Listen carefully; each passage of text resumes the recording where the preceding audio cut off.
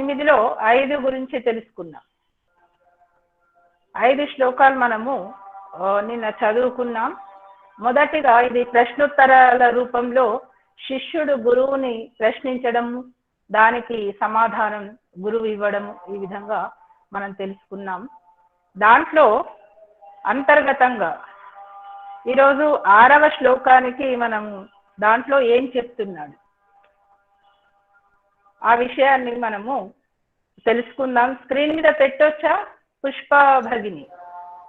మాతాజీ, అహం ప్రయత్నం కరోమి.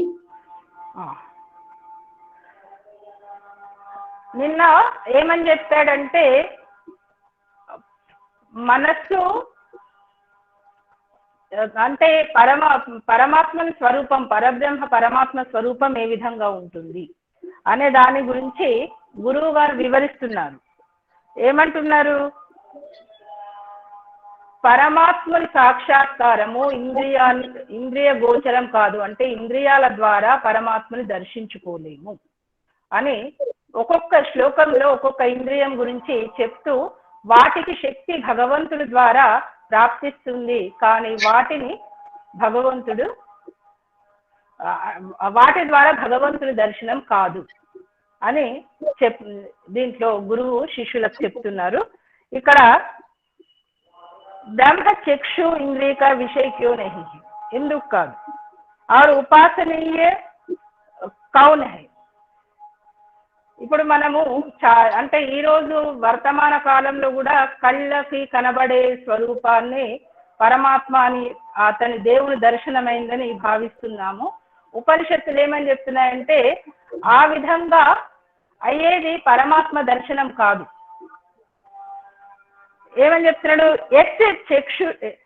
చక్షుషా న పశ్యతి ఏన చక్షుషి పశ్యంతి తదేవ బ్రహ్మత్వం విద్ధి నేదం ఎదిదం ఉపాసతి. ఈ శ్లోకంలో ఏమని చెప్తున్నాడు అంటే, చక్షుషా న పశ్యతి ఏన చక్షుషి పశ్యంతి తదేవ బ్రహ్మత్వం విద్ధి నేదం ఎదిదం ఉపాసతి అనంటే, ఎత్ అంటే ఏదైతే, దేని ద్వారా అయితే, జిస్ బ్రహ్మకో చక్షుష, ఇక్కడ తృతీయ ఏకవచనం, చక్షుష రూప జ్ఞాన్ అంటే చూసే జ్ఞానం, సాధన్ నేత్ర అంటే ఏంటి,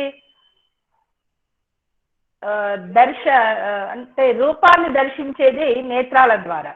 అయితే అలాంటి నేత్రసే నా పశ్యతి కోయి నహి దేఖ్ సక్తా, ఆ భగవంతుణ్ణి అంటే పరమపిత పరమాత్ముని ఈ కళ్ళు, చర్మచక్షువులు, బాహ్య జ్ఞానేంద్రియాలు దర్శించలేవు. ఏనా జిస్ బ్రహ్మకే సామర్థ్యసే, ఏ పరమాత్మ సామర్థ్యంతో ఈ కళ్ళు చూస్తున్నాయంటే వాటంతటా వాటికి చూసే శక్తి లేదు. దాంట్లో రూపాన్ని గ్రహించే శక్తిని భగవంతుడు అమర్చాడు కాబట్టి మనము చూడగలుగుతున్నాము.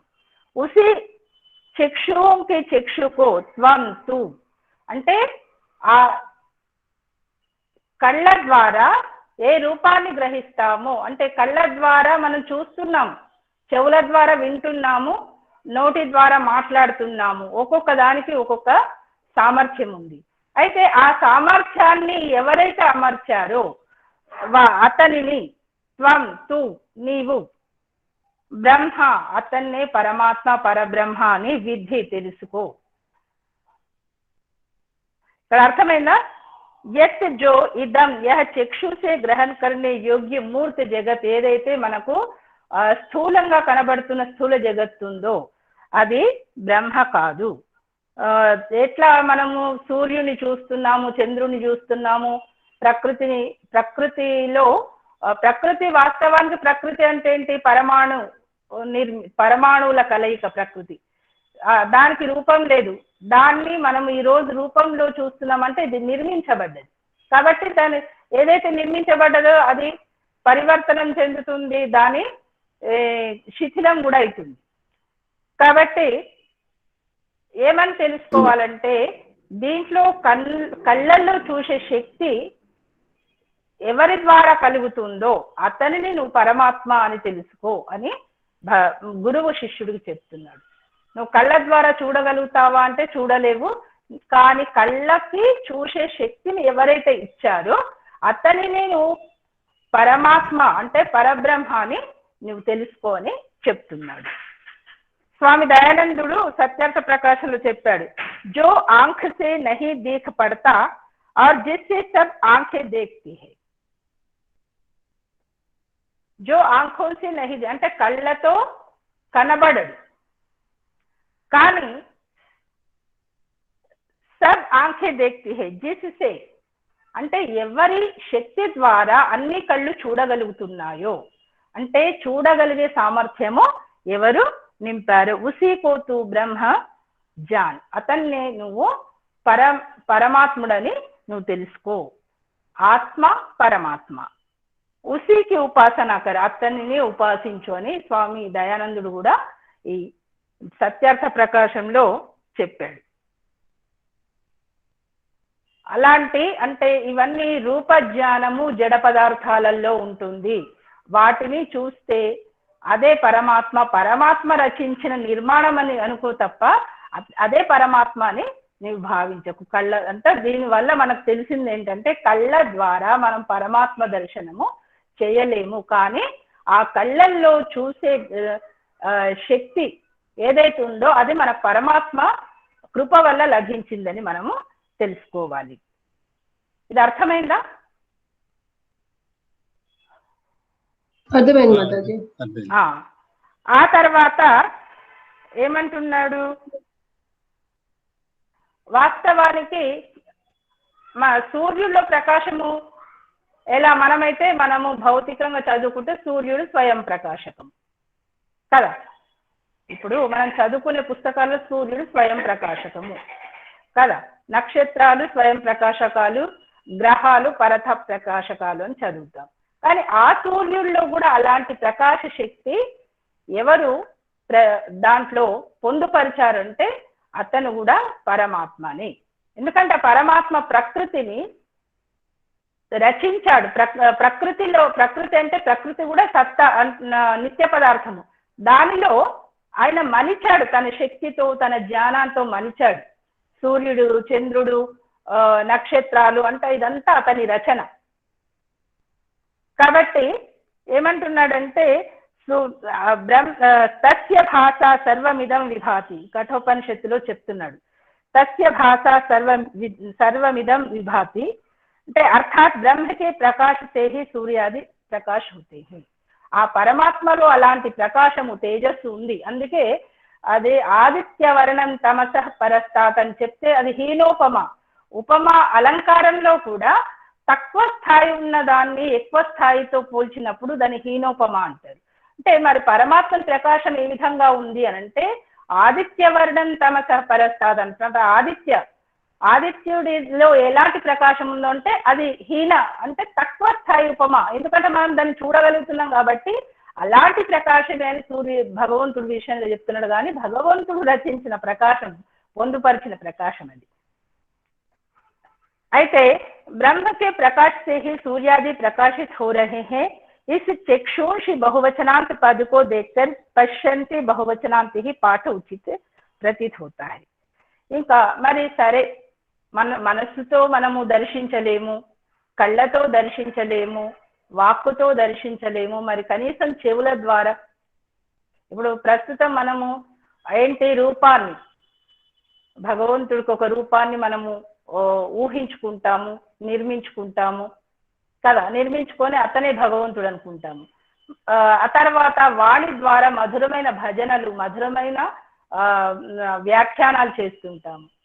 ఇవన్నీ చేస్తున్నాము అంటే వాటిల్లో అలాంటి శక్తిని పొందుపరిచిన ఆ భగవంతుడికి ధన్యవాదాలు ఎవరు అర్పిస్తారు? ఎవరికైతే బ్రహ్మజ్ఞానం తెలుస్తుందో వారు అనుకుంటారు. లేకపోతే నేను చాలా అద్భుతంగా మాట్లాడాను, అద్భుతంగా చెప్పాను, వారు చాలా అద్భుతంగా పాడారు, వాక్కు ద్వారా పరమాత్మ దర్శనం కలిగింది అంటే దాని ద్వారా మనకు ఒక ప్రేరణ లభిస్తుంది. అంటే మరి చేయొచ్చా చేయలేదా చాలా మందికి సందేహం వస్తుంది. మరి వాటి వల్ల దర్శనం కాకపోతే చేసి ప్రయోజనం ఏంటి కదా. ఇప్పుడు మనకు కళ్ళకు కళ్ళ ద్వారా చూసిన దాంట్లో లేదు అంటున్నాం, మరి చూసి మనకు అంటే చూసినప్పుడు మనకు పరమాత్మ యొక్క ప్రతిభ తెలుస్తుంది, పరమాత్మ యొక్క జ్ఞానం తెలుస్తుంది. ఇప్పుడు ఆకాశంలో నక్షత్రాలు, సూర్యుడు ఇవన్నీ చూసినప్పుడు మనకు ఆ జగత్ ద్రష్ట, జగత్కర్త ఎవరైతున్నాడో అతను ఎంత అద్భుత రచన. మనం చిన్న ఒక అదేంటి ఉపగ్రహాన్ని, శాటిలైట్ కనుకుంటే దాని గురించి నిర్మాణంలో కొన్ని కోట్ల ఖర్చైనా ఎంతో అద్భుతం. అంటే ఏ ఆధారాలు లేకుండా ఆకాశంలో అలాంటి నిర్మాణం చేసిన ఆ భగవంతుని దర్శనం చేసుకోవడానికి మనకు ఒక ఏంటి, అదొక మనకు ఉదాహరణ, అదొక ఉదాహరణ. అంటే అంతటి జ్ఞానవంతుడు, అంతటి ప్రతిభ, అంత మేధస్సు ఉన్నది కాబట్టే, అలాంటి జ్ఞానం ఉంది కాబట్టే మనకు వేదాన్ని ఉపదేశించాడు. ఆ రకంగా మనం ఆలోచించడానికే ఈ చక్షుల ద్వారా మనం ఏదైతే చూడగలుగుతున్నామో అది కనిపిస్తుంది తప్ప పరమాత్మ దర్శనము కాదు. పరమాత్మ రచన ద్వారా పరమాత్మ యొక్క విలువను, పరమాత్మ యొక్క లక్షణాన్ని తెలుసుకొని అతని ఆనందాన్ని పొందడానికి అది ఒక సాధనం మాత్రమే. అయితే అది మనకు దీంట్లో చెప్పబడుతుంది. మరి చక్షు కళ్ళతోటి మనం చూడలేము. అద్భుతంగా పాడతారు చాలా మంది భజనలు కానీ వ్యాఖ్యానాలు కూడా, వింటే మళ్ళీ మళ్ళీ వినాలనిపించే విధంగా చెప్తారు. దానివల్ల ఎంతో మంది ప్రేరణ, కోటాను కోట్ల మంది ప్రేరణ కూడా పొందేవాళ్ళు ఉన్నారు. మరి దానివల్ల విన్న వాళ్ళకి కానీ చెప్పిన వాళ్ళకి పరమాత్మ దర్శనం అవుతుందా అంటే దానివల్ల మనకు ఒక ప్రేరణ లభిస్తుంది. ఓహో, ఈ విధంగా మనము విన్ని ఈ విధంగా ఆచరిస్తే మనము ఆ పరమపిత పరమాత్మ దర్శనాన్ని చూడగలుగుతాం, చేసుకోగలుగుతాం అనే ఒక ప్రేరణ మనకు లభిస్తుంది. కాబట్టి అలాంటి దానివల్ల దర్శనం కాదని చెప్పి వాటిని మానడం అని కాదు ఇక్కడ ఉపనిషత్కారుని ఉద్దేశము. కాకపోతే నేరుగా ఒక ఉపన్యాసము, ఒక వక్త చెప్పిన, విద్వాంసులు చెప్పిన ఆ అంశాలు విన్నంత మాత్రాన మనకు ఈశ్వరుని దర్శనము కాదు. అదే విధంగా ఇంకేమంటే మననం చేస్తున్నాం. మనస్సుకు అలాంటి శక్తిని ఇచ్చిన అతన్నే నువ్వు బ్రహ్మ అనుకోని చెప్పాడు. చక్షువులకు అలాంటి శక్తిని ఇచ్చిన అతన్నే నువ్వు బ్రహ్మ అని తెలుసుకో. తెలిసిన తర్వాత ఎలా ఉపాసించాలో తర్వాత మున్ముందు చెప్తాడు. ఇవి చక్షువుల ద్వారా నేరుగా కాదు, వాక్కు ద్వారా కాదు, మనసు ద్వారా కాదు. మరి కనీసం చెవుల ద్వారా కలుగుతుందా? విని చాలా మంది ఏమనుకుంటారు, అవి వింటే వైబ్రేషన్స్ వస్తాయి. ఎందుకంటే ఆ సంస్కారాలు మన ఆత్మలో ప్రవేశిస్తాయి. కానీ అదే సాక్షాత్కారం కాదు. ఇక్కడ అదే బ్రహ్మ శ్రోత్రేంద్రియ కభి విషయ క్యూ నహీ హై. యత్ శ్రోత్రేణ న శృణోతి ఏన శ్రోత్రమిదం శృతం తదేవ బ్రహ్మత్వం విద్ధి నేదం ఎదిదం ఉపాసతే. ఏమని చెప్తున్నాడు? యత్ శ్రోత్రేణ న శృణోతి, యత్ శ్రోత్రేణ, యత్ శ్రోత్రేణ అక్కడ సంధి, యత్ శ్రోత్రేణ, యత్ శ్రోత్రేణ, యత్ శ్రోత్రేణ న శృణోతి ఏన శ్రోత్రమిదం శృతం తదేవ బ్రహ్మత్వం విద్ధి నేదం ఎదిదం ఉపాసతే. ఏమంటున్నాడు? యత్ జిస్ బ్రహ్మకో, దేనినైతే శ్రోత్రేణ, ఇక్కడ తృతీయ ఏకవచనం, చక్షుష తృతీయ ఏకవచనం.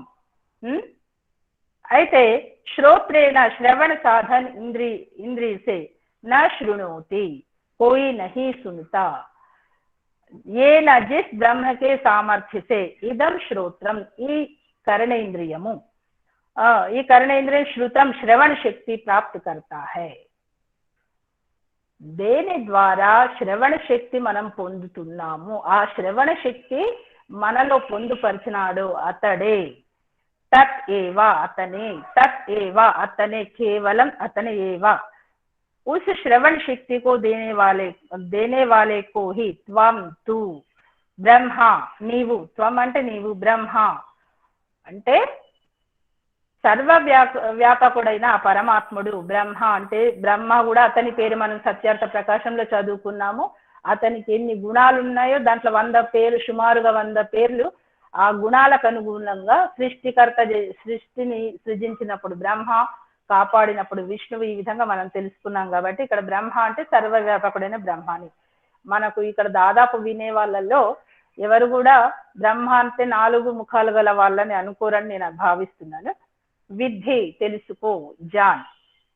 యత్ జో ఇదం యహ శ్రోత్ర గ్రాహ్య శబ్దాది విషయ కి ఉపాసతే సామాన్య జన ఉపాసనా కర్తే హే. అంటే శ్రోత్ర అది చాలా మంది అనుకుంటారు కదా, అది కంఠస్థం చేస్తే అది వింటే పుణ్యం అని. అది వినడంలో తప్పు లేదు, కానీ అదే అంటే పరమ సోపానం, అదే ముక్తి అని అనుకోవడం మాత్రం పొరపాటు. వినడంలో తప్పు లేదు, వింటేనే కదా మనకు తెలిసేది, వినకపోతే మనకు ఎలా తెలుస్తుంది? కాబట్టి శ్రోత్రం ద్వారా కూడా పరమాత్మ సాక్షాత్కారం కాదు. పరమాత్మ సాక్షాత్కారానికి ఈ శ్రవణం అనేది ఉపయోగపడుతుంది తప్ప అది పరమాత్మ సాక్షాత్కారానికి కాదు. కాబట్టి ఆ శ్రవణ శక్తిని ఇచ్చిన ఆ పరమాత్మని నువ్వు ఇచ్చిన అతనినే నువ్వు పరమాత్మ అని తెలుసుకో అని చెప్పబడుతుంది. ఇది మనకు పరమాత్మ యొక్క లక్షణాన్ని, అంటే ఇక్కడ ప్రతిదీ ఏ ఉపనిషత్తు చూసినా, తర్వాత దర్శనాలు చూసినా త్రైతవాదం. మరి ఎవరికి ఎవరు చెప్పుకుంటారు? పరమాత్మ తనే గొనుక్కుంటాడా? ఇప్పుడు నేను మీకు చెప్తున్నాను అంటే చెప్పడానికి నాకు పాఠం ఉండాలి, చెప్పే వ్యక్తి నేను ఉండాలి, వినేవాళ్ళు మీరు ఉండాలి. నాది నేను కొనుక్కుంటే పిచ్చిది అనుకుంటాను. అట్లనే ఒక్కటే మనము అద్వైత సిద్ధాంతం కనుక అనుకుంటే అక్కడ పరమాత్మ అంత జ్ఞానవంతుడైన ఆయన ఎందుకు చేస్తాడు అలా? అంటే ఈ ఉపనిషత్తు వల్ల మనకు తెలిసేది ఏంటంటే త్రైతవాదం ఈశ్వర జీవ ప్రకృతి. అంటే చెప్పే వ్యక్తి చేసే వ్యక్తి కావాలి, దాన్ని అనుభవించే వ్యక్తి కావాలి, తర్వాత అనుభవించడానికి కావలసిన సామాగ్రి కావాలి. ఈ మూడు కూడా మనకు ఉపనిషత్తుల ద్వారా తెలుస్తున్నాయి. వేదానికి అనుకూలమైన ఏంటి ఇవి ఉపనిషత్తులు. కాబట్టి దీన్ని ప్రామాణికంగా ఒప్పుకున్నారు స్వామి దయానందుడు. స్వామి దయానందుడు ప్రామాణికంగా అంటే తను చెప్పింది కాబట్టి ఒప్పుకోమని చెప్పాలి. వేదానికి అనుకూలం. వేదానికి వేదం ఎందుకు అనుకూలం అంటే వేదంలో సర్వమానవ కళ్యాణం గురించి చెప్పబడ్డది. ఎక్కడా కూడా ఒక వర్గం కానీ, ఒక వ్యక్తి కానీ, ఒక ప్రాంతం గురించి చెప్పబడలేదు. కాబట్టి వేదము స్వతః ప్రమాణము, తర్వాత సర్వ ప్రాణుల కళ్యాణం అనుకోవాలి. ఇది మనకు ఈ శ్లోకం ద్వారా చెప్పబడ్డది. ఆ తర్వాత ఇక్కడ నేను శంకరాచార్యుని సమీక్ష కూడా వారు చెప్తారు ఇందులో. కాకపోతే వారం రోజుల్లో 32 శ్లోకాలు, అంటే రోజు 5 శ్లోకాలు చొప్పున తీసుకోవాలనుకుంటున్నా. కాబట్టి కేవలము ఒక మంతవ్యం, స్వామి దయానందుడి మంతవ్యము, ఈ శ్లోకంలో ఋషి ఏం చెప్తున్నాడో అదే చెప్తున్నాను. తర్వాత ఏమని చెప్తున్నాడంటే యత్ ప్రాణేన న ప్రాణీతి ఏ ప్రాణ ప్రణీయతే తదేవ బ్రహ్మత్వం విద్ధి నేదం ఎదిదముపాసతే. ఇంకేం చెప్పాడు? పోని వాక్కు ద్వారా దర్శనం కాడు, శ్రోత్రం ద్వారా దర్శనం కాడు, చక్షు ద్వారా దర్శనం, మనస్సు ద్వారా మనం చూడలేము. మరి కనీసం ప్రాణాల ద్వారా అయినా మనం దర్శించుకోగలుగుతామా? సాక్షాత్కారం చేసుకోగలుగుతామా? శిష్యులు అంటే మనలాంటి వాళ్ళే కదా, అన్ని తెలిసిన వాళ్ళు ప్రశ్నలు అడగరు. తెలియదు కాబట్టి తెలుసుకోవాలని ఒక జిజ్ఞాసతో అడిగితే మళ్ళీ చదువుతాను, శ్లోకం వినండి. యత్ ప్రాణేన న ప్రాణీతి ఏ ప్రాణ ప్రణీయతే తదేవ బ్రహ్మత్వం విద్ధి నేదం ఇదిదముపాసతే. అంటే ఏమంటున్నాడు? యత్ ఏ బ్రహ్మ అయితే, ఏ పరమాత్ముడైతే, ప్రాణేన ప్రాణముల ద్వారా, తృతీయ ఏకవచనం, ప్రాణేన तृतीय एकवचन न प्राणीति प्राणी के समान चलायमान नहीं होता ఆయన సర్వవ్యాపకుడు కాబట్టి చలాయమానం అయితారు. మనం ఇటు నుంచి అటు తిరుగుతాం, అటు నుంచి ఇటు తిరుగుతాం, కానీ అతను సర్వవ్యాపకుడు. ఎక్కడ లేడని తిరుగుతాడు. ये ना जिस ब्रह्म के द्वारा प्राण प्राण ఏ పరమాత్ముని ద్వారా ఈ ప్రాణము చలాయమానమైతుందో ప్రణీయతే ప్రాణన్ క్రియ అప్నా గమనాగమన్ కర్మ కర్తా హై. ఏమేం చేస్తారో నేను ఇప్పుడు చెప్తాను. ప్రాణాన్ని తత్ ఏవ ఉసే ప్రాణం కే ప్రాణ బ్రహ్మ కో త్వం, అలాంటి ప్రాణాలకు ప్రాణంని ప్రదత్తం చేసిన ఆ పరబ్రహ్మనే, ఆ పరమాత్మనే, త్వం తు బ్రహ్మాని విద్ధి జాన్ తెలుసుకో. యత్ ఇదం జో ఇస్ ప్రాణవాయుకి, ప్రాణవాయువు ఉంది కదా, అది పోతే మనం దేంతో సమానం? దేంతో సమానం? శవంతో సమానం కదా. ప్రాణం పోయిన తర్వాత, శరీరం నుండి ప్రాణం వెలువడితే దేంతో మనం శవంతో సమానం. ఆ ప్రాణశక్తి ఉంటేనే మిగతా ఇంద్రియాలన్నీ పనిచేస్తాయి. ప్రాణశక్తి లేకపోతే ఏవి కూడా స్పందించవు. కాబట్టి పోనీ అన్నిటికీ ఆధారమైన ఆ ప్రాణం ద్వారా మనం తెలుసుకుంటామంటే అది కూడా తెలుసుకోలేము. ఎందుకంటే ఆ ప్రాణశక్తిని ఉసిగింది కూడా ఇచ్చింది కూడా ఆ పరమాత్మనే. ఉపాసతే మనిషి ఉపాసన కర్తే హే అంటే ఆ ప్రాణవాయుని ఉపాసన. ఇదం నా అతడు బ్రహ్మ కాదు, ప్రాణశక్తి. ఈ ప్రాణమే అన్నిటికీ మిన్నా కాబట్టి ఈ ప్రాణశక్తి అన్నిటికంటే గొప్పదంటే అలా చెప్పడానికి కూడా వీల్లేదు. ఎందుకంటే ఆ ప్రాణశక్తిని ఇచ్చింది ఆ పరమపిత పరమాత్ముడు కాబట్టి ఆ ప్రాణశక్తిని ఉసిగిన అతనిని బ్రహ్మ అనుకో, ప్రాణశక్తిని అనుకోకు, చక్షువుని అనుకోకు, శ్రోత్రంని. ఎందుకంటే వాటిల్లో శక్తి స్వయంగా లేదు. వాటిల్లో శక్తిని ఎవరైతే ఉసిగినరో దాంట్లో పొందుపరిచాడో ఇచ్చాడో అతనిని నువ్వు బ్రహ్మ అంటే పరమాత్మ అని భావించు అని శిష్యులకు వాళ్ళ స్థాయి. ఎందుకంటే ఏ ఉపాధ్యాయుడైనా ఏం చేస్తాడు, తన ఎదుట ఉన్న విద్యార్థుల మానసిక స్థితి, దర్శనాలు సూత్ర రూపంలో ఇవి శ్లోక రూపంలో ఇవన్నీ ఉన్నాయి కదా, అప్పుడు దేశకాల పరిస్థితులు, విద్యార్థుల స్థాయి. ఇప్పుడు ఒకప్పుడు ఇట్లా ఆన్లైన్ పాఠాలు లేకుండా మనకు ఆన్లైన్ లో ఎలా చెప్పడమా, ఎలా నేర్చుకోవడమా, ఇప్పుడు ఆన్లైన్ కూడా మనకు అలవాటైంది. అయితే అప్పుడు కూడా విద్యార్థుల స్థాయిని బట్టి, వాళ్ళ జిజ్ఞాసను బట్టి, వాళ్ళ ప్రశ్నలను బట్టి వాళ్ళకు అర్థమయ్యే పద్ధతిలో చెప్తారు గురువులు. కాబట్టి విభిన్న ఉపనిషదుల పేరిట మనము చదువుకుంటున్నాం. దీంట్లో ప్రాణం గురించి చెప్తున్నాడు. ప్రాణకో 3 प्रकार समझना चाहिए. మీకు పంపాను నేను ఇది. प्राण एक वायु है जिसके 10 भेद हैं और इन्हीं से समस्त शरीर का व्यापार चला करता है. ఈ ప్రాణముతోనే సమస్త ఇంద్రియాలు పని చేస్తాయి. లేకపోతే ఎక్కడ కళ్ళు మూసుకుంటాయి, ముక్కు స్పందించది, కళ్ళు స్పందించేవి, చెవులు స్పందించవు, వాకు సమస్త ఇంద్రియాలు మొత్తము స్తబ్దుగా ఉంటాయి. ప్రాణశక్తి ఉంటేనే ఇవన్నీ పనిచేస్తాయి. మరి ఆ ప్రాణానికి ప్రాణశక్తి ఇచ్చింది ఎవరు అంటే పరమపిత పరమాత్ముడు. కాబట్టి ఇక్కడ ప్రాణంటే ఏంటి, మనము శ్వాసను బయటకు పంపడం, అపానం అంటే లోపలికి గ్రహించడం. ప్రాణ శ్వాస బాహర్ నికాల్నా, మనం వదులుతాం కదా ప్రాణాయామంలో, వదులుతామా లేదా? అపాన్ అంటే ఏంటి, శ్వాసను మనము లోపలికి పీల్చుకోవడం. ఆ తర్వాత సమాన్ అంటే నాభిస్ శరీర్ మే రస్ పహుంచానా, అంటే నాభి వరకు శరీరంలో రసాన్ని పంపేది.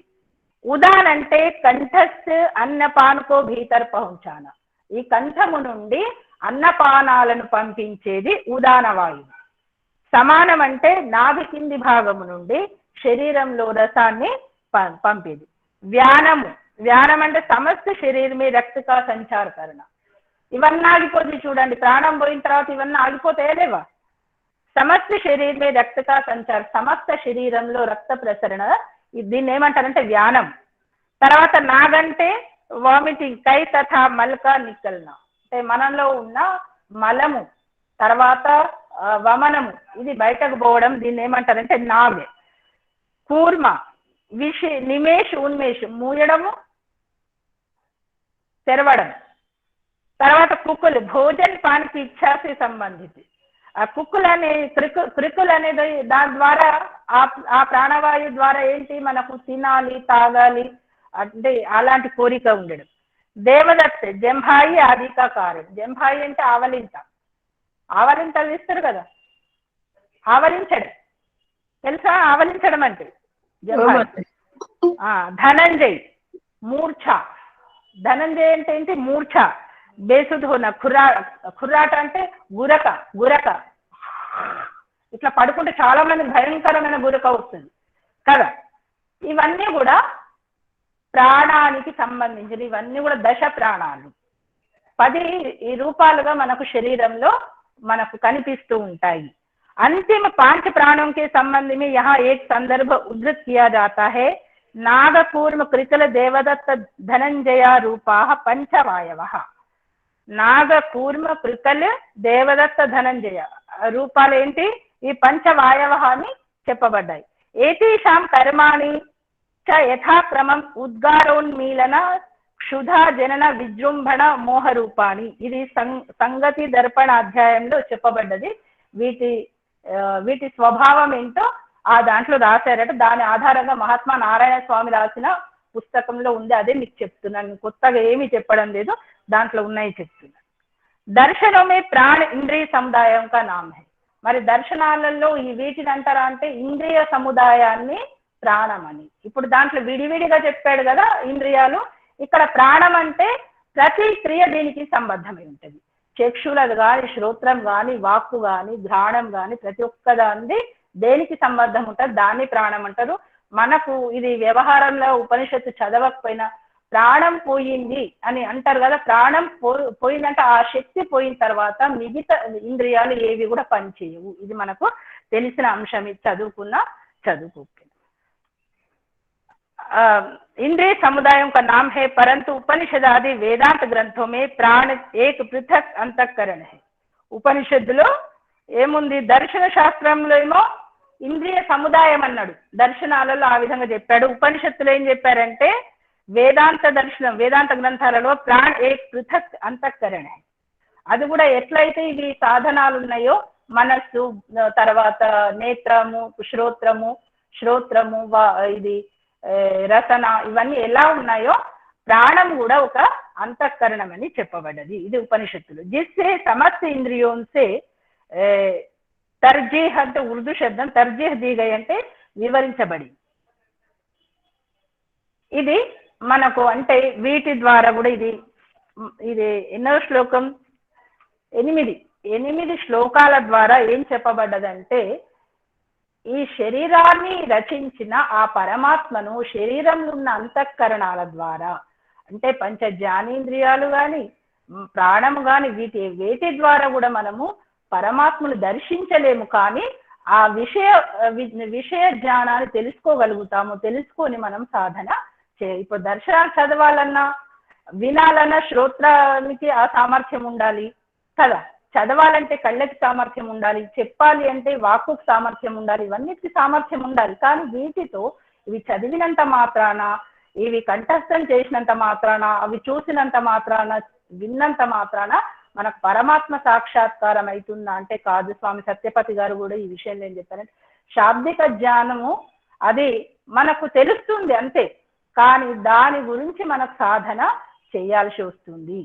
సాధన చేయకపోతే మనము ఇంత తెలుసుకొని కూడా వ్యర్థమవుతుంది. ఇది మనకు ఎప్పుడు తెలుస్తుందంటే మనకు ఎప్పుడైనా సంకట పరిస్థితి వచ్చినప్పుడు, అంటే మనం నిజంగా కూడా వీతరాగులమై ఉన్నామా, మనలో రాగం ఉందా, ద్వేషం ఉందా, స్వార్థం ఉందా, ప్రతి ఒక్కటి మనకు అద్దంలో కనబడ్డట్టు మనం ఇతరులకు చెప్పకపోయినా మనకు ఎవరికైతే ఇది తెలుసుకోవాలని జిజ్ఞాస ఉన్న వాళ్ళకే కనిపిస్తుంది తప్ప మిగతా అందరికీ కనబడదు. ఇది ఇంతవరకు మీ అందరికి అర్థమే. 8 శ్లోకాలు ప్రథమ ఖండంలో ఏంటంటే శిష్యుడు ప్రశ్నిస్తాడు, ఏంటంటే ఇదంతా ఎవరు నిర్మించారు, ఎవరైనా ఉన్నారా, వీటంతట ఇది నిర్మాణం అయిందా, మరి దాన్ని ఎలా తెలుసుకోవాలంటే మొదటిగా ఆయన చెప్తాడు చక్షుకు ఆ సామర్థ్యం లేదు, శ్రోత్రంకి లేదు, అవన్నీ చెప్పిన తర్వాత మళ్ళీ విడివిడిగా పరమాత్మ తత్వాన్ని ఎలా తెలుసుకోగలుగుతావంటే దేనికి సామర్థ్యము, ఇవన్నీ సమస్త ఒక్కొక్క దాని గురించి ప్రత్యేకంగా చెప్తూ ఒక్కొక్క దానికి ఏ సామర్థ్యాన్ని ఇచ్చినా అతనిని నువ్వు భగవంతుడు అంటే పరమాపిత పరమాత్మ అని తెలుసుకో, పరబ్రహ్మ స్వరూపం అని తెలుసుకో అని చెప్తాడు. ఇది ఆ తర్వాత రెండవ దాంట్లో ఆయన ఏం చెప్తాడో విందాం. కేనోపనిషద్ మే జీవ్ బ్రహ్మ. ఇంకొకటి ఏంటంటే మనం ఇది తెలుసుకునేటప్పుడు భ్రాంతి కలగకుండా, ఇప్పుడు ఒకరేమో అక్కడే పోతే పుణ్యం అంటారు, ఒకరేమో ఇది చదివితే పుణ్యం అంటారు, ఒకరేమో నువ్వు విన్నా నీకు పుణ్యం కలుగుతుంది, నువ్వేం చేయకపోయినా సరే నువ్వు వాళ్ళు పెట్టుకొని విను నీకు చాలా జరుగుతుంది. ఇలా రకరకాల విషయాలు చెప్పినప్పుడు మనకు భ్రాంతి కలగకుండా ఈ ఉపనిషత్తు జ్ఞానము, ఎందుకంటే ఉపనిషత్తు వేదానికి అనుకూలంగా అంటే పరమాత్మ ఏదైతే ఆదేశించాడో చెప్పాడో దానికి అనుకూలంగా చెప్పబడ్డది కాబట్టి దీంట్లో ఆయన సరే మీరు తెలుసుకున్నది తెలుసుకో అంతే. అదే ఒక అతను చెప్పాడట, నేను యజ్ఞం చేయలేను అని అంటే నువ్వు అప్పుడు కట్టెల పొయ్యి ఉండేది, నువ్వు కట్టెల పొయ్యి వెలిగించి కట్టెలతో పొయ్యి వెలిగిస్తే కూడా యజ్ఞం చేసినట్టు. అంటే వాళ్ళకి తప్పుదారి పట్టించడం అన్నట్టు. దానికి దీనికి చాలా తేడా ఉంటుంది. దీనికి ఒక విధి విధానం ఉంటుంది, వంట చేయడానికి ఒక విధి విధానం ఉంటుంది. దాన్ని దీంతో పోల్చి చెప్పడం అనేది సరి అయినది కాదు. అయితే ఈ విధంగా చెప్పాడు. जो प्राणों से चलायमान नहीं होता, जिससे प्राण गमन को प्राप्त होता है, उसी को तु ब्रह्म जान. ఇది మనం తెలుసుకున్నాము. ఆ తర్వాత यद्वाचा से लेकर यत् प्राणेन, इन 5 श्लोकों के द्वारा उपनिषदकार ने एकमात्र ब्रह्म को ही उपासनीय देव बताया है और उससे भिन्न मूर्त पदार्थों की उपासना का स्पष्टीकरण से निषेध किया है. ఏదైతే మనకు స్థూలంగా కనిపిస్తుందో వాటిని ఉపాసించకూడదని ఇది కొత్తగా చెప్పింది ఏం కాదు, ఉపనిషత్తులో చెప్పాడు. అదే సత్యము, అదే నిత్యము. దాన్ని మనం తెలుసుకొని ఆచరించాలి. అంటే కేవలం మూర్తి పూజ చేసేవాళ్ళు కాదు. ఇప్పుడు మనము సంధ్య చేస్తున్నాం. సంధ్య కూడా కేవలం మంత్రము మంత్రార్థం చేసేవాళ్ళు చాలా మంది ఉన్నారు. దాని ద్వారా మరి ఇప్పుడు వాళ్ళే విధంగా క్లేశాలను అనుభవిస్తున్నారో మనం ఇంత తెలిసి కూడా మనం కూడా ఆ క్లేశాన్ని, మన కష్టం వచ్చినప్పుడు ఏడు చేస్తున్నాం. మనకు ఆ క్లేశాల నుంచి దూరం అయ్యే పరిస్థితి లేదు. నాకు చాలా బాధలు ఉన్నాయి. బాధలు ఉపాసించే వాళ్ళకు ఉంటాయి, ఉపాసించని వాళ్ళకు ఉంటాయి. కానీ జ్ఞానం తెలిసిన తర్వాత కూడా దుఃఖిస్తున్నాం అంటే మనము ఆ జ్ఞానాన్ని సంపూర్ణంగా పొందనట్టు. అదే విషయాన్ని చెప్పాడు. योग चित्तवृत्ति यह वेदांत शास्त्रों से जानी जा सकती है, जिनमें स्पष्ट कहा है कि योग चित्तवृत्ति निरोधा. चित्त की समस्त वृत्तियों को बाह्य विषयों से रोककर आत्मानामात्मानमभिसंविवेश, यजुर्वेदंలో अपने आप को सर्वात्म भाव से परब्रह्म को समर्पण करना ही सच्ची उपासना होती है. ఇక్కడ ఇంకా ఆత్మ రాలేదు. ఎందుకంటే వీటన్నింటికి కూడా ఏంటి హెడ్ ఆత్మ. ఇవన్నీ ఉండి కూడా ప్రాణాలు పోయినాయి అంటే ప్రాణాలు ఎప్పుడు ఆత్మ వెళ్ళిపోయిన తర్వాత ఒకటి వెళ్ళిపోతుంది. ఎప్పుడైతే శరీరం నుంచి ఆత్మ విడిపడుతుందో దేహ త్యాగము అంటాం. దేహ త్యాగం, దేహాన్ని త్యాగం చేస్తుందో అప్పుడు ఒకటి ఈ శరీరం నుంచి బయటకు వెళ్ళిపోతాయి. इस प्रथम खंड के 8 श्लोकों में उपास्य उपासक तथा ज्ञाता ज्ञेय से जीव ब्रह्म की भिन्नता का स्पष्ट प्रतिपादन किया गया है. ఈ 8 శ్లోకాల ద్వారా ప్రథమ ఖండంలో అంటే పరమాత్మకు భిన్నమైన ఇంకొక వస్తువు ఉంది. మరి ఎవరికి చెప్తారు? తన గురించి తను చెప్పుకోడు కదా. इस उपनिषद में अन्यत्र भी इस विषय में प्रतिपादन प्रसंगवश हुआ है, जैसे इह चेदवेति अथ दत सत्यमस्ति न चेदिह वेदी महती विनष्टि. अर्थात इस मनुष्य जन्म में आकर जीवात्मा ने यदि उस परब्रह्म को जान लिया तब तो उसकी सफलता है. అన్ని జన్మాల కంటే ఉత్తమమైన మానవ జన్మలో ఈ విషయాలు తెలుసుకున్నామంటే మన జీవితం సఫలం, లేకపోతే అసఫలం అని చెప్పబడ్డది.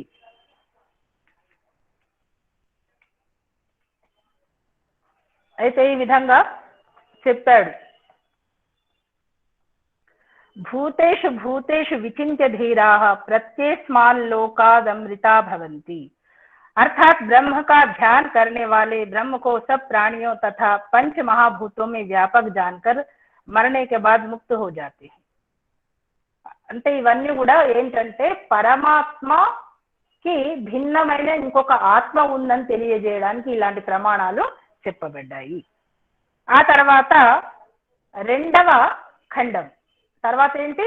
రెండవ ఖండంలో గురు శిష్యుల సంవాదం. ఇది కూడా గురు శిష్య సంవాదంలో ఏంటంటే అతని రూపం ఎలా ఉంటుంది, అతన్ని తెలుసుకోగలుగుతున్నామా, తెలుసుకున్నాం అనుకున్న వాళ్ళు నిజంగా తెలుసుకున్న వాళ్ళేనా, ఈ విషయంలో చెప్తున్నాడు.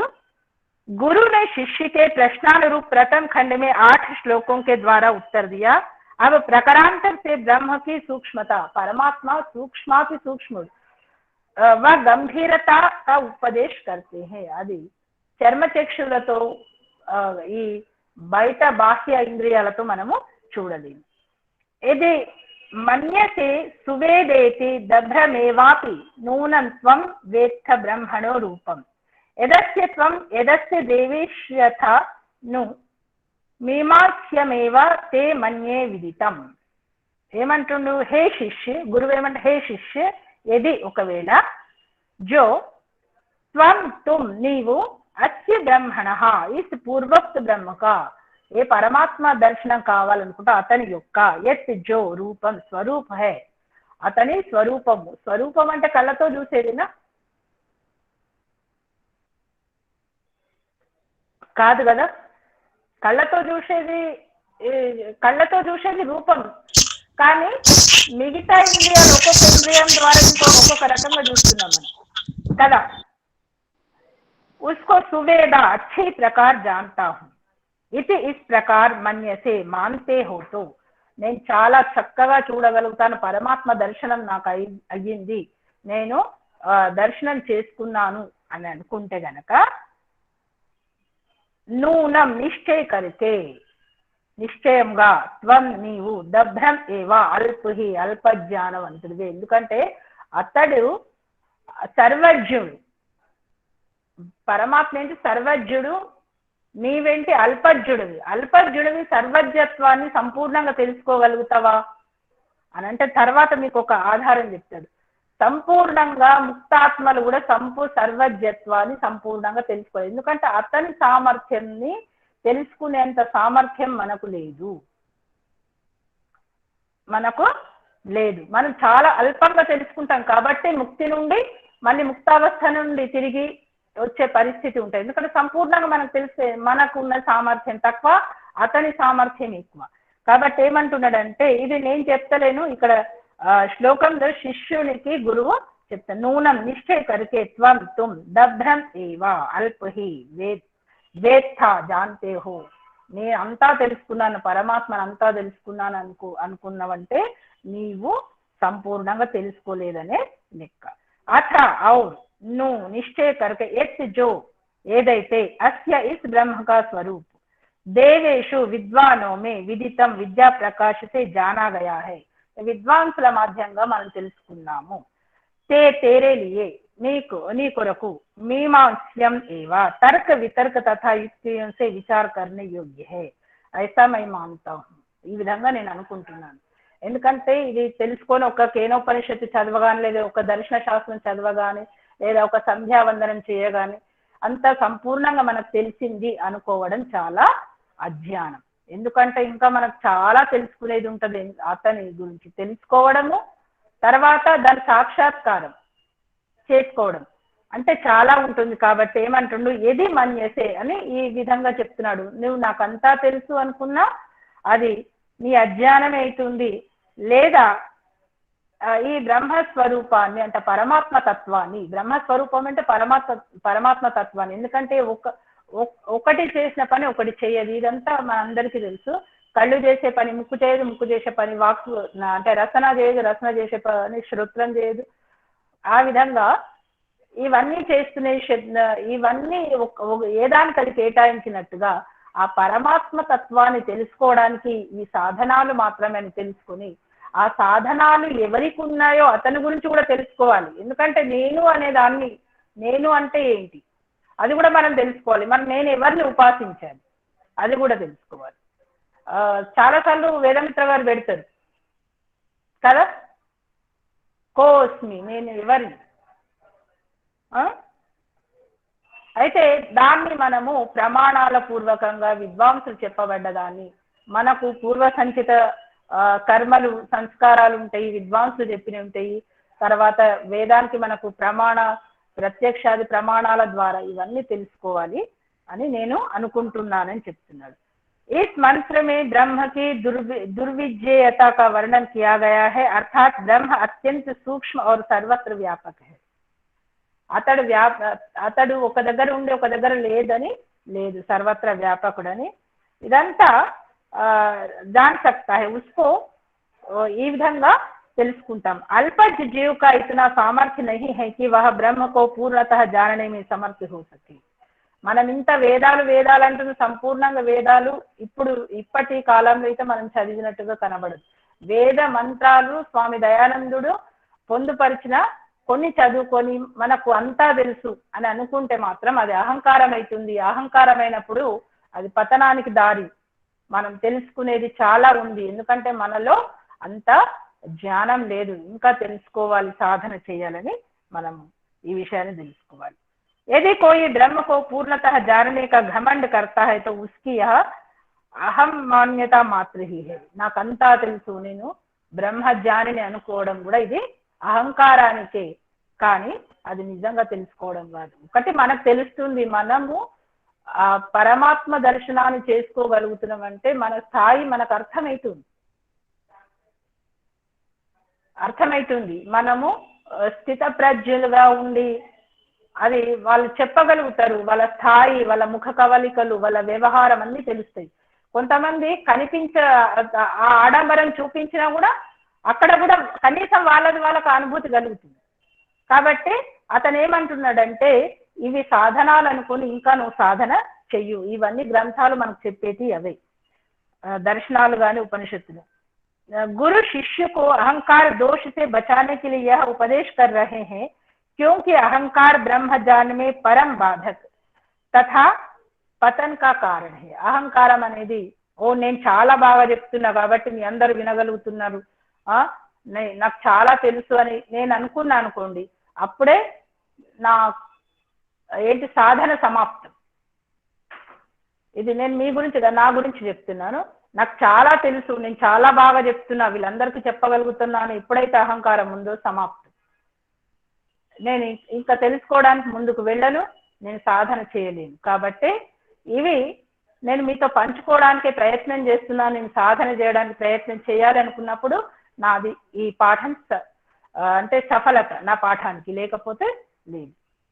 अतः यथाशक्ति जीवों को ब्रह्म की मीमांसा तर्क वितर्क आदि से खोज करते ही रहना चाहिए. ఎప్పుడు నిరంతరం కూడా మనకు యోగ దర్శనం చెప్పబడుతుంది కదా, నిరంతరం అభ్యాసం చేయాలి, సాధన చేయాలి. కొన్ని రోజులు చేసి కొన్ని రోజులు ఆగిపోయింది అనుకో మళ్ళీ కుంటుపడుతుంది. मनुष्य ब्रह्म के विषय में जितना भी ज्ञान प्राप्त कर लेंगे वह अल्प ही रहेगा. अन्यत्र उपनिषदों में इसलिए कहा है सवेत्ति विश्वम न च तस्यास्ति वेत्ता, శ్వేతాశ్వతరోపనిషత్తులో. తర్వాత పాదో అస్య విశ్వభూతాన్ని యజుర్వేదంలో చెప్పబడ్డది. यह समस्त ब्रह्मांड तो ब्रह्म का एक भाग मात्र है. బ్రహ్మాండంలో మనము ఎంత తెలుసుకున్నాము అంటే చాలా అల్పంగా తెలుసుకున్నాం. అట్లాంటిది అతని రచనలో ఈ సమస్త సృష్టి ఒక పాదము, ఒక పాదం, 4 పాదాలు కదా, 4 పాదం ఒక పాదం లాంటిదంటే మనము ఎంత తెలుసుకుంటున్నాం, మన సామర్థ్యం ఎంతో మనకు అర్థమవుతుంది. यह समस्त ब्रह्मांड तो ब्रह्म का एक भाग मात्र है. जब इसका भी हमें पूर्ण ज्ञान नहीं है तो ब्रह्म का कैसे संभव है. అతను రచించిన బ్రహ్మాండం గురించే సంపూర్ణంగా తెలియదు మనకు. ఇంకా శాస్త్రజ్ఞులు కనుక అంతెందుకు, ఈ కోవిడ్ వచ్చింది కదా, ఇప్పటికీ ఎవరికి సంపూర్ణంగా తెలుస్తలేదు. అది ఏం చేయాలో అర్థమైతలేదు, అది సమసిపోయిందా తెలియట్లేదు, మళ్ళీ సృష్టిస్తుందా, మళ్ళీ కొత్త అవతారాలు ఎత్తుతుందా, ఏమీ తెలియట్లేదు. అలాంటిది ఇంకా అతని యొక్క ఆ జ్ఞానాన్ని మనం ఏం తెలుసుకోగలుగుతాం చెప్పండి. ఇది చెప్పారు.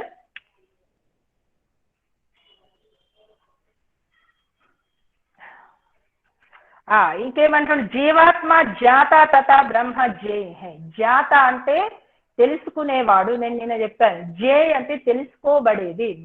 పరమాత్మ గురించి మనం తెలుసుకుంటాము, అతడు జే. జ్ఞాత అంటే మనం తెలుసుకోవాలన్న ఒక కోరిక,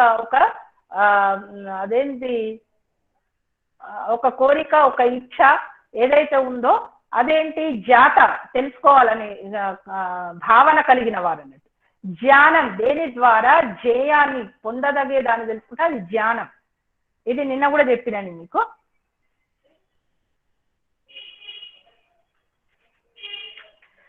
ఆ తర్వాత రెండవది, నాహం మన్యే సువేదేతి నోన వేదేతి వేదచ యోనస్తద్వేద తద్వేద నోన వేదేతి వేదచ.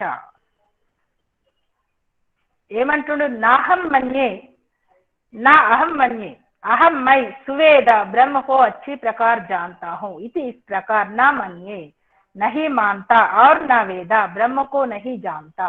నేను ఆ పరమాత్మ తత్వాన్ని తెలుసుకో. इति ऐसा भी, नो नहीं मानता, वेद च और ब्रह्म है यह जानता है. नह हम में से यह जो तत् उक्त वचन को वेदा जानता है वह तत् उस ब्रह्म को वेद जानता है. न वेदेति, ब्रह्म को नहीं जानता ऐसा भी, नो वेदा, नहीं जानता मानता. ఇది అంటే శబ్దాల యొక్క అర్థం చెప్తున్నా. అంటే ఈ మంత్రంలో బ్రహ్మజ్ఞాని ఏమంటాడంటే బ్రహ్మ को जानने वाला यह कदापि नहीं मानता कि मैं ब्रह्म को पूर्ण रूप से जानता हूं. నేను పూర్ణంగా పరమాత్మ తత్వాన్ని పరమాత్మ స్వరూపాన్ని నేను తెలుసుకున్నాను అనుకోడు. ఎందుకంటే అతను సర్వజ్ఞుడు, నేను అల్పజ్ఞుని కదా. అతనిలో కొంత అంటే సాక్షాత్కారం చేసుకున్నప్పటికీ కొంత నేను చూడగలిగాను అని అనుకున్నాడంటే అతడు సరి అయిన తన గురించి సరి అయిన ఇది నిర్ణయం తీసుకున్నట్టు. ఎందుకంటే ఆ సర్వజ్ఞత్వము మనం అతని దర్శనం చేసుకున్నంత మాత్రాన మనం సర్వజ్ఞులం కాదు. క్యోంకి బ్రహ్మ అనంత. ఎందుకు అలా అనబడుతుందంటే బ్రహ్మ అనంతము కదా. బ్రహ్మ ఏంటి? అనంత. और न यह कहता है कि मैं ब्रह्म को नहीं जानता, నేను పరమాత్మను తెలుసుకోలేదు అనుకోవడం కూడా మూర్ఖత్వం. ఎందుకంటే అతను ఎప్పుడు మనతోనే ఉంటాడు, సర్వవ్యాపకుడులో మనం ఉన్నాం. क्योंकि उसकी प्रज्ञा ऋतंबरा होने से यथार्थ भाषण कैसे कर सकता है? हाँ, तो ऐसा जानता है कि वह ब्रह्म का ज्ञाता है और जो इससे विपरीत आचरण करता है वह ब्रह्म को नहीं जानता. అంటే పరమాత్మ చెప్పిన ఆ శాసనాలు తెలుసుకొని కూడా ఆచరించకపోతే అది తెలియనట్టే. అది తెలిసినట్టు కాదు. ఎందుకంటే అతని గురించి తెలిసినప్పటికీ కూడా అతని దర్శనం చేసే అంటే సాక్షాత్కారం చేసుకునే యోగ్యత మనలో లేదంటే తెలియనట్టేది. తెలిసి కూడా తెలియనట్టు. అయితే ఒకవేళ తెలుసుకున్న తర్వాత మరి దాన్ని ఎలా చెప్పగలుగుతాం? నా శక్యతే వర్ణయితుం గిరా తదా స్వయంత దంతకరణీన గృహ్యత. మైత్రాయణ ఉపనిషత్తులో ఉంది, కఠోపనిషత్తులో కూడా ఉంది. ఏంటి? ఈశ్వర స్వరూపాన్ని వర్ణించడానికి మనకు నా శక్యతే వర్ణయితుం గిరా, నా వాణిన అంటే ఆ సామర్థ్యము వర్ణించడానికి సామర్థ్యం. ఒకవేళ అతని కొంచెం ఆనందాన్ని మనం పొందినా అది స్వయంగా చవి చూడాల్సింది మనం. ఇప్పుడు కళ్యాణి మాతాజో ఎవరో ఏదో చేస్తారు, ఇది బాగుందండి, బాగుంది, గులాబ్ జామునో రసగుల్లానో చేసింది, చాలా బాగుందండి, బాగొచ్చాయండి అని అంటే ఎలా వచ్చాయంటే అమ్మ నువ్వు వచ్చి తిని చూడమ్మా తెలుస్తుంది నీకు ఆ రుచి అంటుంది. కానీ నేను ఇక్కడ చెప్తే అక్కడ చెప్తే ఇక్కడ వింటే అలా బాగుందంటే బాగుందంటే ఆ బాగా ఎలా ఉంది అని అంటే అప్పుడు ఏమంటారు? మీరు తిని చూడండి, తిని చూస్తే తెలుస్తుంది. అదే విధంగా ఈశ్వర సాక్షాత్కారం చెప్పిన వాళ్ళది వినడం చాలా పుణ్యమే మనది. కానీ ఆ విధంగా ఉండాలి అంటే ఆ వర్ణన సరిపోదు. అతని ఆనందాన్ని వాళ్ళు అనుభవించిన వాళ్ళు చెప్తే కూడా ఆ వర్ణన సరిపోదు. దాన్ని స్వయంగా మనం అనుభవించడానికి ప్రయత్నము చేయాల్సిందే అని ఇక్కడ చెప్పబడ్డది. కేనోపనిషత్తులో చాలా చక్కగా చిన్న చిన్న శ్లోకాలలో గురువు శిష్యులకు చాలా చక్కగా అందించాడు. ఏమన్నారంటే పరమాత్మ సాక్షాత్కారం కొరకు ఈ విద్యను పొందినప్పటికీ దీని సాక్షాత్కారం కొరకు మనం సాధన చేయవలసిందే. కాకపోతే ఆ రూపం ఏంటి అంటే అతని వర్ణన, అతను ఎలా ఉంటాడో, అతని లక్షణం ఏంటి తెలుసుకోవడానికి ఈ గ్రంథాలు ఉపయోగపడుతుంది. ఈ గ్రంథాల ద్వారా మరి ఎవరు తెలుసుకుంటారనేది మున్ముందు ఉంది. మరి ఇవన్నీ పంచ జ్ఞానేంద్రియాలు, ప్రాణము, కర్మేంద్రియ ఏవి తెలుసుకోకపోతే మరి ఎవరు తెలుసుకుంటారు?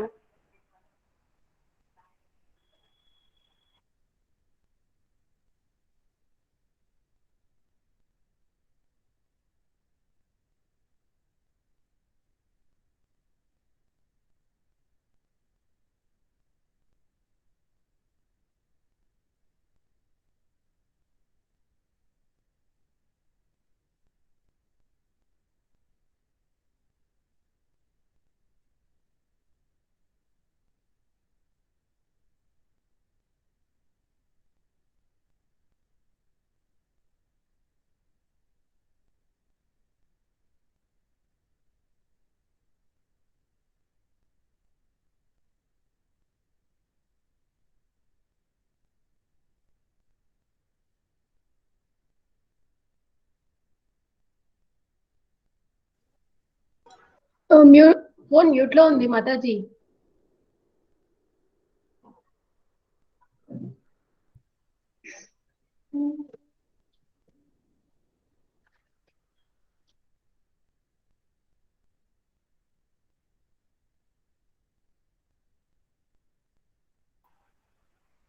ఇప్పుడు వినబడుతుందా?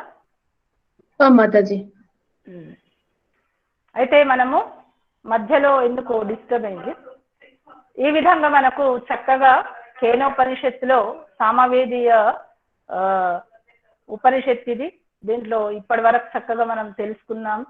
మీరు కూడా తెలుసుకోవడానికి ప్రయత్నం చేశారు. ఇక మిగతాది రేపు ఒక పద్ధతిలో, ఎందుకంటే 7 రోజులు వేదమిత్ర గారు చెప్పారు. రోజు 32 శ్లోకాలలో రోజు 5 శ్లోకాల చొప్పున చెప్పాలని అనుకున్నాను. ఈ రోజుకి పాఠం ఇక్కడికే విరమిస్తారు. మీరు ఏమైనా మాట్లాడాలనుకుంటే మాట్లాడవచ్చు. 5 నిమిషాలు ఉంది. రికార్డింగ్ తీసేయమ్మా.